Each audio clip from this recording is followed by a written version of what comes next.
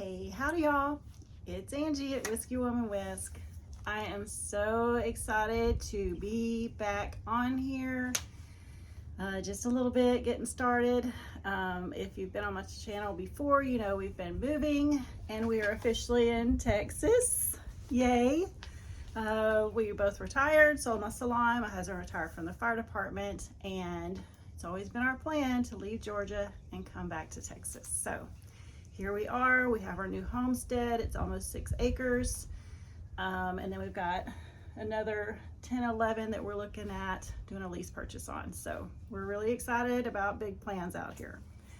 Not as far out in the boonies as we were planning, but we're still pretty far out there. People come to our house and they're like, whoa, you're in the boonies. And I'm like, yay. Every now and then we see a car come by and we're like, oh, it's too peoply out here. But it is definitely so much more peaceful, and getting away from that road traffic, so close to town, so close to Atlanta, and trying to homestead in our, little less than an acre, we got beyond that. So it served its purpose and we learned a lot while we were there, and now we are ready to get to it, get to the gardens and building the infrastructure for our animals and all of the great stuff. Anyway, so we've been in Texas for about 2 months now. I will do another video on that. It has been not as expected. So anyway, but today I'm going to be doing a canning video. I'm participating again in Plan to Can. Plan to Can 2025 is on. Just started yesterday, actually on the 1st. So I'm videoing, what's today? The 30th. And I'll put it out in the next day or two. So I'm actually supposed to put mine on the 2nd. So put on by Jenny Goff, my sweet friend over at Jenny Goff Scratch Made Kitchen, and also hosted with the Miller Life Kitchen. So I'm excited to participate in that and get going on this canning. We moved so many jars, and that was probably one of the biggest challenges, but with very little loss. So we did good. And we've been living off of that. I mean, we narrowed down mega amounts of home canned food. It has been a wonderful asset to have, home canned food. It's made meals easy while we're remodeling the house, while we were packing and moving, and it has just been such a blessing to have all of that home canned food, most of which we grew in our garden. Anyway, so it is a huge asset to have the skills to grow your own, but more importantly, even if you can find great deals at the stores, home canned food. No chemicals, no additives, no extra sugar or salt if you need that eliminated. It is just a wonderful skill to have, and I encourage you to give it a try. So I'm going to be canning outside because, unfortunately, that was one of my biggest things about moving, is when I move, I'm going to have a gas stove and I'm going to can inside when it's cold out and rainy and yuck. Not yet. I have a glass top stove, which is even more challenging than the one I had at the other house, but we'll get there. It's in the plans. It'll come eventually. Right now it's roof and floors and painting and repairs, and how many leaks have we had? Anyway, so lots of work to do. Hopefully get the inside done so we can get outside. We just happened to have a lovely day today. Actually, I was planning a can yesterday, and it was lightning and thundering and storming and pouring, and it was crazy. So here we are today. It's a little chilly in the shade, but it's a beautiful day. Anyway, also Plan to Can March 3rd on Miller Life channel. They will be doing a live giveaway at 3 p.m. Eastern Standard Time. I will put that info and the playlist to all of the participants in Plan to Can 2025 in the description, so be sure to check that out. Canning outside, I bought a new camp stove.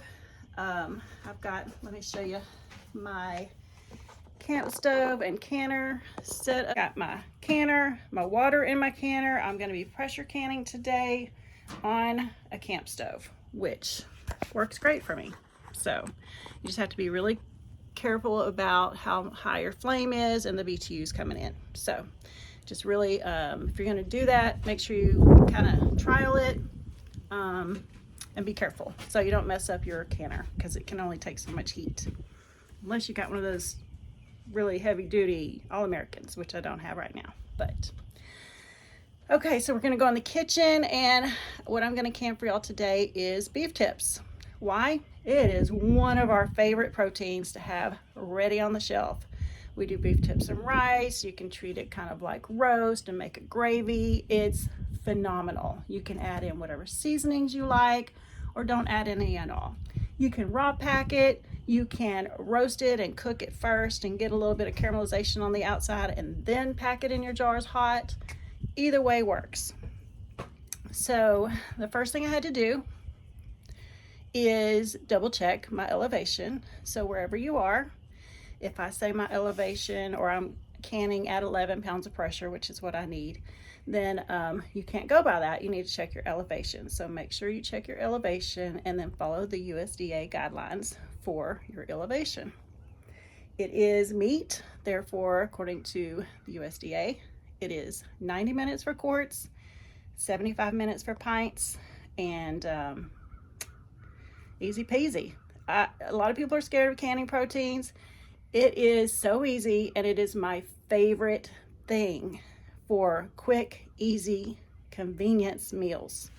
And it has been a huge staple in our life, and we absolutely love it. Pork, chicken, beef, you name it, it's fabulous. Deer meat, oh, venison is amazing canned. So we're gonna go in the kitchen, a little under construction. If you see something crazy, please forgive me. It's a process, and it's gonna take us a little while. So let's get to it. Okay, so the challenge when you're still unpacking is finding everything, but I needed to get this done. It's one of our favorites. We got an awesome deal at a local meat market. They do grass-fed, grass-finished. I'm so freaking excited about that resource. So I went and bought a bunch of beef tips, got my jars clean and ready to go, and just everything I'm gonna need for setup. I'm gonna be adding salt. I'm gonna chop up a couple of onions and some garlic, and that's all I'm gonna add to mine. Actually, I'm gonna add some black pepper as well. So I have pepper here. Yes. So we'll be adding that as well. And then I'll just top it off with a little bit of water. You can use broth, water. I'm gonna cram it in there pretty tight, so I won't need much water. You technically, with raw pack, you don't have to add water. I like a little broth in mine, and I won't pack it too tight, so I will be adding a little water, making sure that I have that little over an inch, about 1.25 inches headspace. So jars, lids, rings, funnel, everything I'm gonna need, and then I'll put it on this tray like I've been doing at the old house, and I'll take it outside and get those in my canner. So I'm gonna use hot water, even though this is cold and raw, not boiling hot, but just warm, almost hot. And then I'll get my canner started, but not be boiling. But I do have my 3/4, 3 inches, whatever that line is, depends on your canner, of water already going, and I'll set it to get warmed up, but not boiling. And the point of me saying all that is you don't want to have really super cold in your jars. Going into a really hot canner, you could crack your jar. So I'm just trying to keep it all like medium temperature. So room temperature-ish, you know, so that we don't have any drastic shock to the jars. So I'm gonna get busy chopping onions, and then we'll get started packing these jars.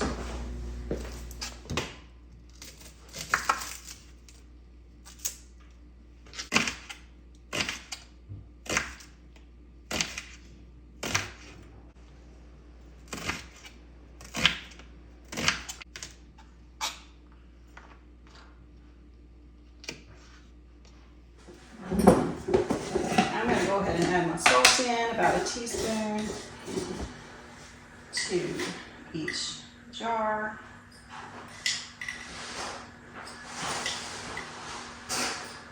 I'm just using salt and pepper, onion, and garlic today, but I've used like a herb blend. Another one of our favorites is to make it kind of like Mississippi pot roast and throw in those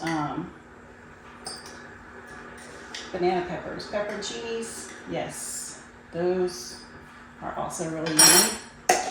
So, you know, you can add in herbs and just about anything. And honestly, the only thing you got to do to change it up for beef stew, maybe make your chunks a little smaller and add in your potatoes and carrots and celery, and you've got beef stew. Because meat is one of the highest, lengthiest time necessary for canning. So pretty much anything else you put in there that's a safe canning item, you can't add in, you know, starches or thickeners or flour, anything like that. You don't want to add. You can't add rice, grains, but you can do potatoes, carrots, and celery. Get a good little stew going. So I'm going to add in a little bit of pepper.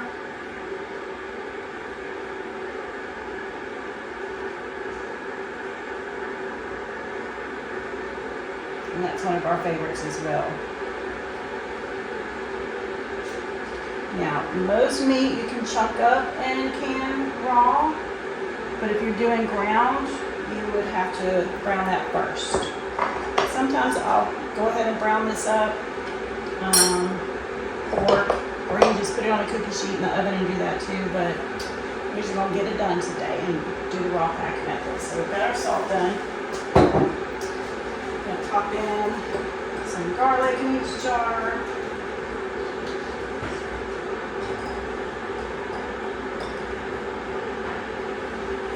Lots of yummy garlic. You never have too much. Sorry about the noise, that's my water heating up.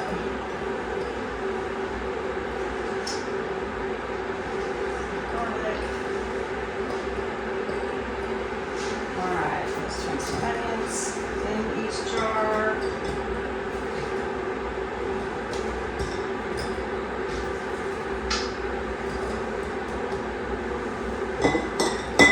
Or what? I mean, you don't even have to be precise, just guesstimate, you know? It's great. You don't even need all this. You can just do the meat, season it up later, add what you want to it later. You don't have to add anything at all if you don't want to. You just want to get that meat preserved. And if I had a ton and I had to get it done quick, like the freezer went out, which has happened, and get it done. Don't worry about making recipes and all that. Just get the meat preserved. So we're done with that. I'm gonna get messy. I'm using my clean hands. Some people have like a phobia of hands touching meat. If that's you, you might need to pause for a minute because I'm using my hands. My kitchen, this is for my family and my hands are clean. So here we go. Literally going straight out of these backpacks into my jars. And I'm going to use a funnel and try to keep the rim a little bit clean. And I should be able to get, I think, almost 2 pounds per jar. That's what each bag is, about 2 pounds. I didn't ask for it packaged this way. Luckily, it was already done. So I was able to just walk in and get it. So just keep in mind your head space, 1 1/4 inch. And if I didn't have them onions and garlic in there, I could totally do 2 pounds per jar. But those are taking up a little space. That might be a little too much. Let's pop one out. All right.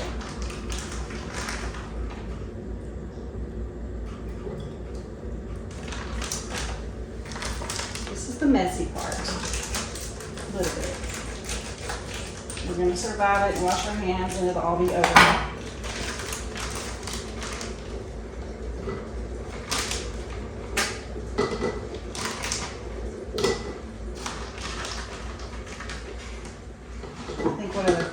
I've done cubed beef. I think that's about it. We mostly like beef tips or to have it kind of like Mississippi pot roast. So now pork, you can do it the exact same way. Get you a pork roast, pork butt, cut it up in chunks, do it the same way. And then we love to add peppers and spice to make pork tacos out of, or enchiladas or whatever else. And you've got your meat already ready, so dinner gets together so quick and easy.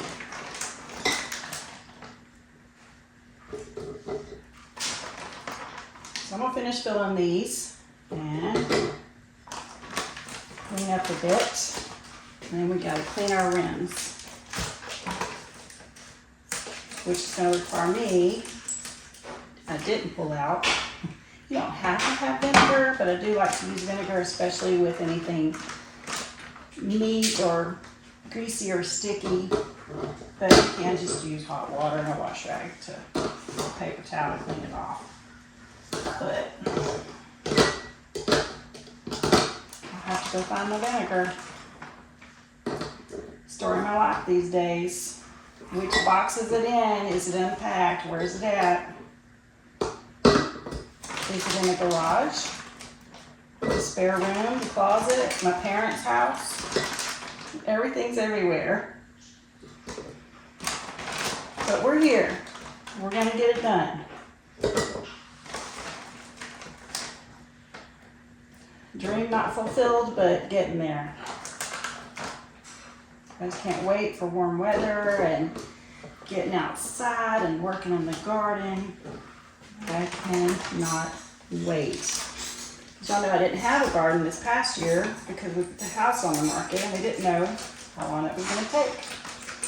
So, had my little garden break, enjoyed it, I'll be honest. Not having to go out there and water in the heat. But now I'm ready for it. Ready for fresh, homegrown veggies. I have missed that so much. All right. I'm gonna have enough left for making dinner. Well, tomorrow, Daddy's cooking dinner tonight, so we're going over there. The joys of living close to family. I had called last night and said, hey, are y'all coming for dinner tomorrow? And he's like, well, I'm cooking beans. And I said, okay, you're cooking. He said, well, I'm only cooking beans, so the rest is on you. So I got some sourdough about ready. We'll make some bread or cornbread or something. Probably cornbread. And take that over. Maybe fry up some potatoes and onions. Nothing like a good pot of beans, especially during this nasty cold weather we keep having so much of. It is winter. We still got a lot to go of winter.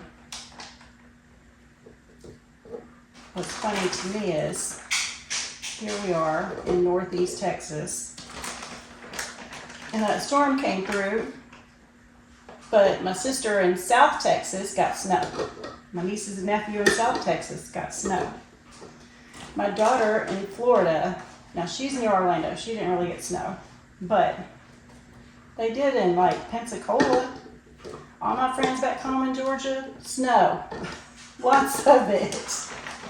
And here we are thinking we're going to be the ones getting the snow. Not with this crazy weather we got going on. Oh, which I just remembered. I do believe that the giveaway, don't forget, March 3rd on March 3rd at 3, yes, for the live giveaway. They're doing one prize this time, pressure canner. That's exciting. So make sure, I will leave a list of everyone participating. Make sure you go watch everyone's channel. Leave a kind comment. That is how the drawing for the winner is done, via comments. And you don't know which channel it's going to be pulled from. So make sure you go check them all out and leave a comment so that you get entered for that drawing.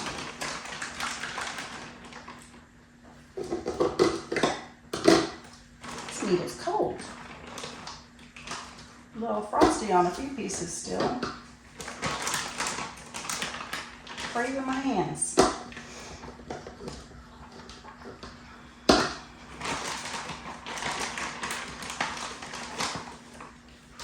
See if we can get any more in these jars.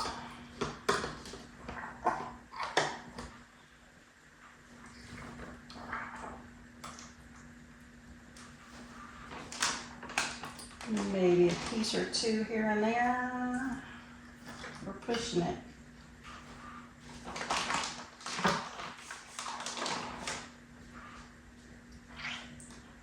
So what I do with these, when all said and done, and I pull one off the shelf for dinner, is make a roux to start a gravy, pour off the broth. If it's not enough broth, I'll open a beef broth and make gravy. And once that's ready, I dump the meat in because it's already cooked. And then just heat it through. Make your rice. That takes what, 15 minutes? Beef tips and rice in 15 minutes. And that is why I can, well, to preserve it, not have to worry about it in the freezer. But mostly my favorite part is the convenience meals, because we all need those. Keeps us from going out and blowing big bucks on really bad for us fast food, but we still get quick and easy and convenient. So I'm going to clean up our. Okay, I'm just adding a tiny bit of water. This is warm water. And I just want to kind of make sure that I'm filling my jar and getting this pushed down so there's no gaps. Then you might find that you can add more water or even a little bit more meat. And the water helps you kind of find those gaps and fill it. So that one looks pretty good. But get that meat and broth on down in there. And making sure you do that as good as you can will avoid the potential for siphoning. So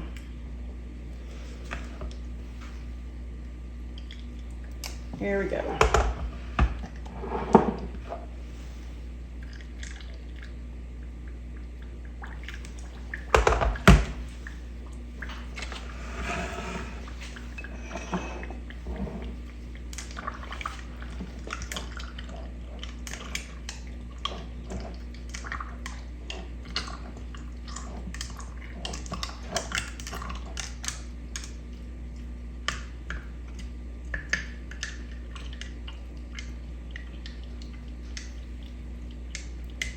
See, once I really start smashing around, I can actually put another piece of meat in there.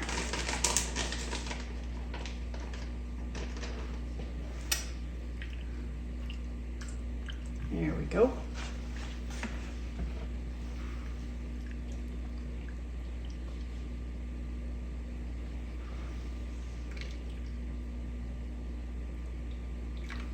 But like I said, if you just want to put meat in, you do not have to, with raw pack chunks of meat, you don't have to add broth or onions or anything. This is just something I like to do to make sure that my jar is fully full, whether it's beef or broth. And that just helps me do that.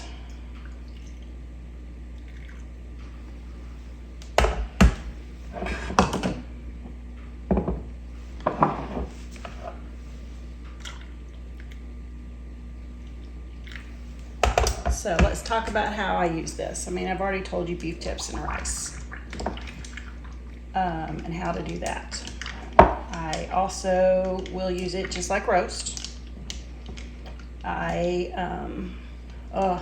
I cut these cubes up smaller and do the beef stew, or cut it up smaller, do the beef stew, and then instead of making just a beef stew for dinner, just by thickening your broth, go ahead and do that whole gravy, thicken your broth thing, and make a beef pot pie.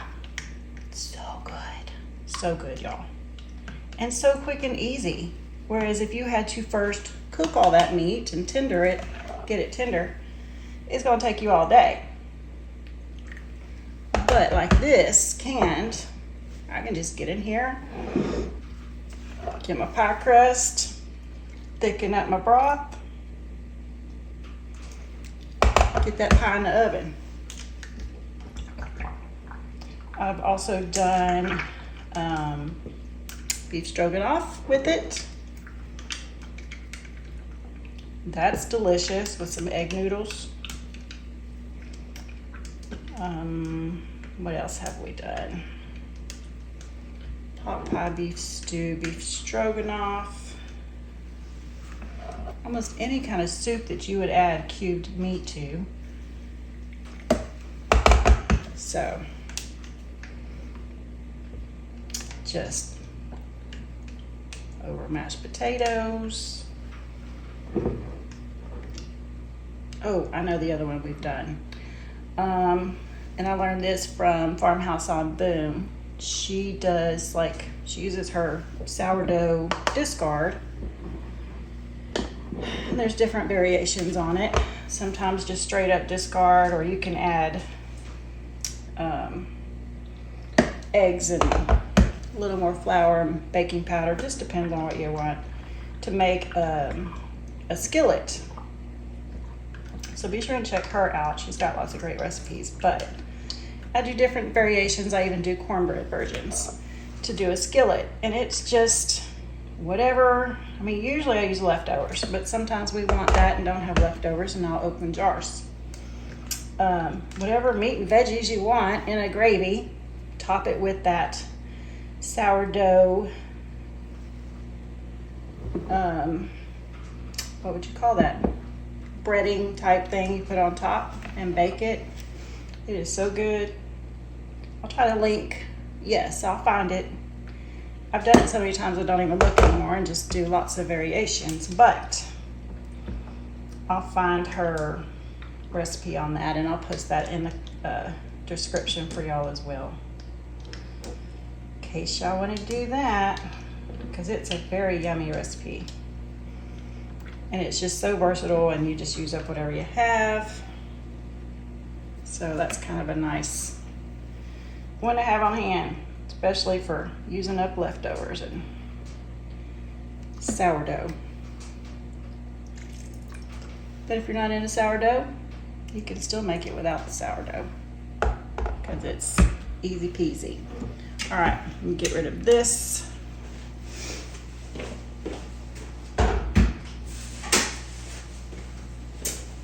And I've got a little vinegar here.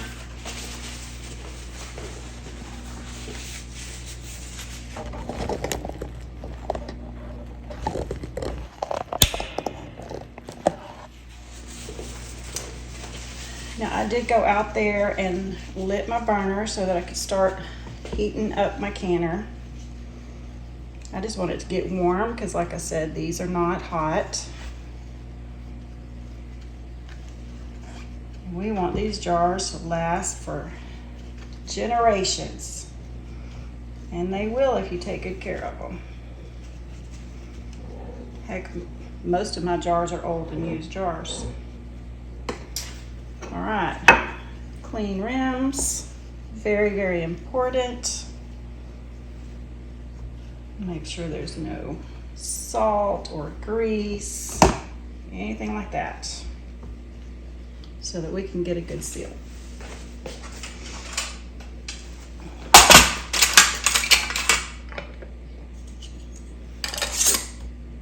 Just finger tight. Definitely do not want to crank down. You've got to allow the process to escape air. So just finger tight.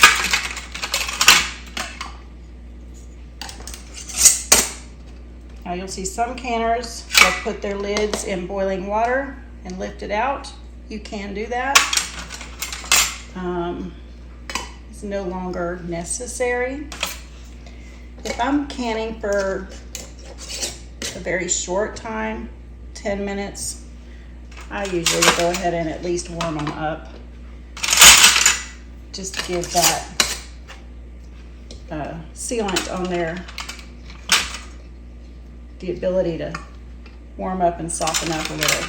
So, but this is going in for 90 minutes, so we don't need to worry about that. They are using a different type of sealant now that it's not required to boil the lids first. So, all right, we're gonna need this weight a little bit, and we're gonna need these grabbers.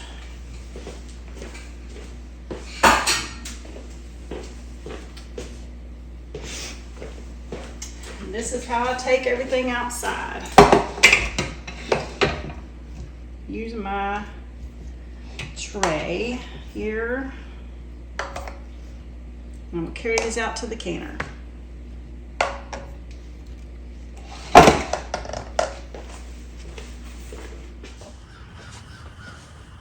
Okay. 7 quarts. That is 7 convenience meals, y'all. And look how easy it is. If you have not tried pressure canning meat, I cannot say enough to encourage you to try. Let's get all our jars in here. Make sure that there's a tray that comes with your canner. Make sure that that's down in the bottom. Make sure your water that's recommended by whichever brand you have, they all have recommendations. It's usually like 3 inches or 3 quarts, that kind of thing. I'm using a Presto, and I don't even have to measure it anymore because there's a line in my canner right where the water level should be. And of course it rises as you put your jars in, so make sure you put the water in first, then put your jars in to get the correct measurement. So we're going to lock this down in place, wait for it to come to temperature. And when it does, it's going to build up steam in here. We're going to see it coming out of here. Once we see good flow of steam, not just a little trickly, but a good flow, we're going to time it for 10 minutes and let it vent for 10 minutes. Then we're going to put our weight on. So I'll be back when that's ready. Okay, we have steam, and as you can see, I had to move to the garage because the wind really picked up and it was not good for my fire. So we've got steam. I'm going to set my timer for 10 minutes, and after 10 minutes we'll put our jiggler weight on. Can you see the steam? It's sort of coming. There we go. 10 minutes is up. I'm going to put my weight on. I have a 10-pound weight, which is perfect for my elevation. So now we just wait for the weight to start to jiggle. Once the pressure gets up and where it needs to be, then it'll start to jiggle, and we want a nice gentle jiggle.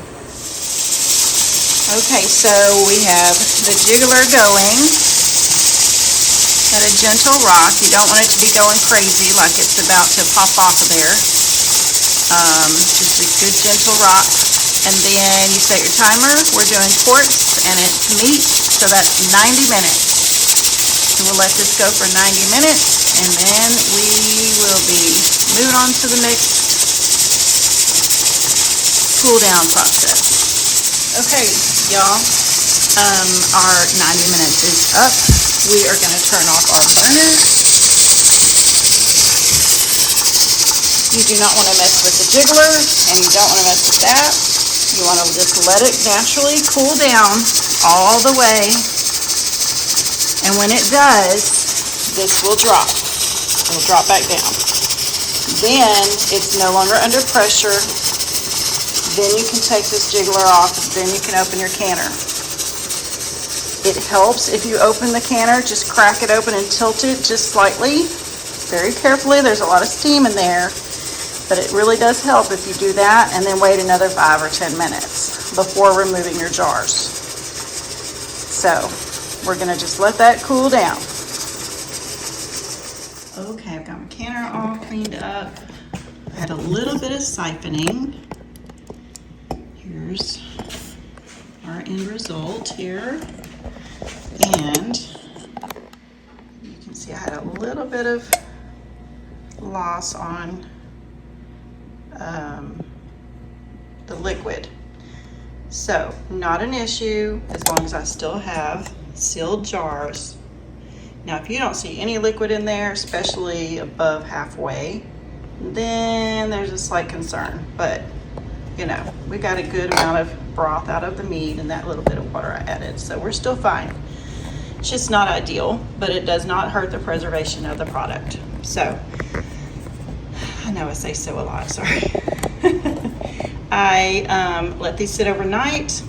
Before I went to bed, I did check to make sure see the little dimple? If it's raised, it is not sealed. If it's indented and there's no give, you're sealed and you're good to go.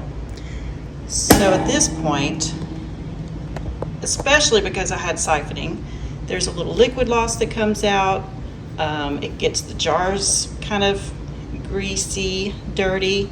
But even if you don't have siphoning, you know, when it's trying to evacuate that air, you could possibly get a bit of, you know, sticky from jams or whatever on the outside of the jars. So always clean them. You don't want to put these dirty, greasy, food-borne things on your shelf. It could draw pests, grow mold, all of those things. Make sure we move our rings. We're going to wash those. I'm going to just grab that by the lid and lift, just to make sure you've got a good seal. So that's another way to check your seal as well, just to make sure you take your ring off. See, that's like nasty. So if you'd have left the ring on and not washed your jars, all of that food is just sitting there, and that's going to be really gross. Lift by the lid to make sure we're sealed. We're good to go. I'm going to check all of these, and we're going to give them a bath.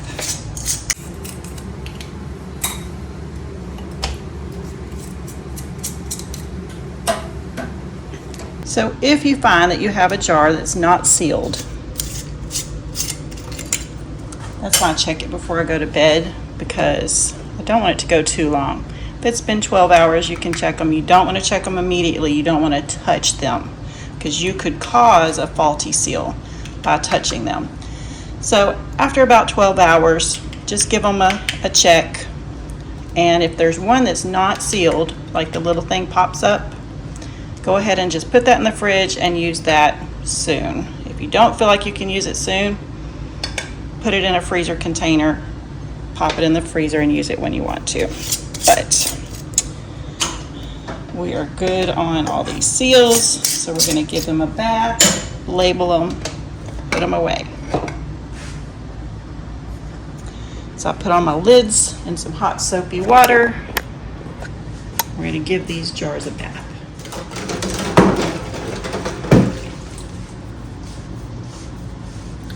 Now, because I'm using hot soapy water, I don't want to like submerge my jar. I usually use just warm water, but because there's a little greasiness going on, I am using hot water. But you don't want to drastically change the temperature within the jar and cause a failure on your seal either. So, because this water's pretty hot, I'm not going to submerge my jar. I'm just going to dip my cloth in here and get that cleaned up. Make sure it can really get trapped under that ring in these grooves, so make sure you really get that. However, make sure your skin doesn't slide against this edge, because I will tell you from experience, it will cut you. That metal edge right there. When you do this without a cloth, it'll cut you.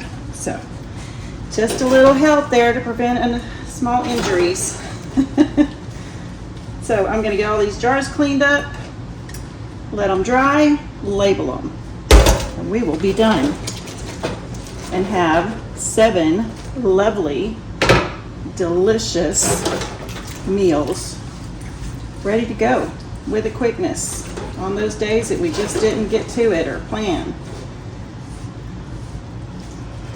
But also, it's preserved for years on the shelf. Hard times come, paychecks don't happen, you need to use your budget elsewhere instead of the grocery store. Start pulling jars and making meals. Busy, hard day, just didn't get to it, pull a jar, make a quick meal. Convenience food that is healthy and nutritious and not full of chemicals like fast food is. So, great thing to have. I highly encourage you to try canning meat. Great proteins, good quality food.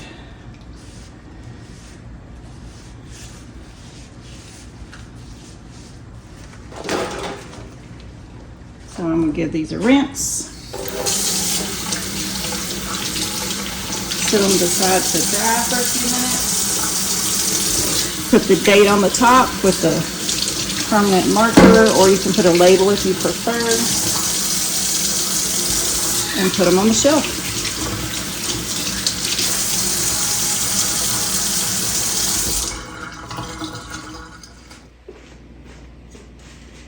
Make sure you wash and dry your rings really good because these can rust pretty easily. And then put these away for storage. Don't put them back on your jars. You could have a seal break and not realize it if this is on here holding it down. So it's best to just store your jars without the rings. And these rings can be reused over and over and over. So hang on to those. And then as you establish a good stockpile of jars, which you can use over and over and over for years, all you have to buy is the lids. So yes, in the beginning it's an investment, but in the long run, your jars and stuff are pretty cheap. The lids come in a 12 pack, I think. I don't know, they're around $4, I guess, for a 12 pack. So after you get your jars, rings, really the only canning expense afterwards is just new lids. You do need to use new lids. So get these put away.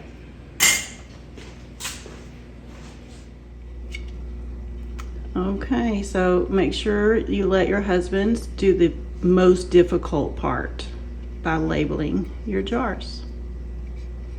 Because we couldn't do it without him, right? Actually, hubby has the hardest part. He has to build a pantry room of shelves to contain all of this. So yeah, he has the hardest part for sure. Okay, it's a little bit bright out here. So that's a wrap on today's video. I wanted to thank you for hanging out with me today and joining me for my part of the collaboration Plan to Can 2025. Make sure you check the description. I'll put a couple of links for you, including the playlist for Plan to Can 2025.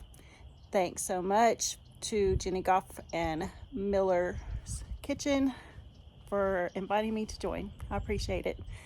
Thanks so much. Bye, y'all from Texas. Have a good one.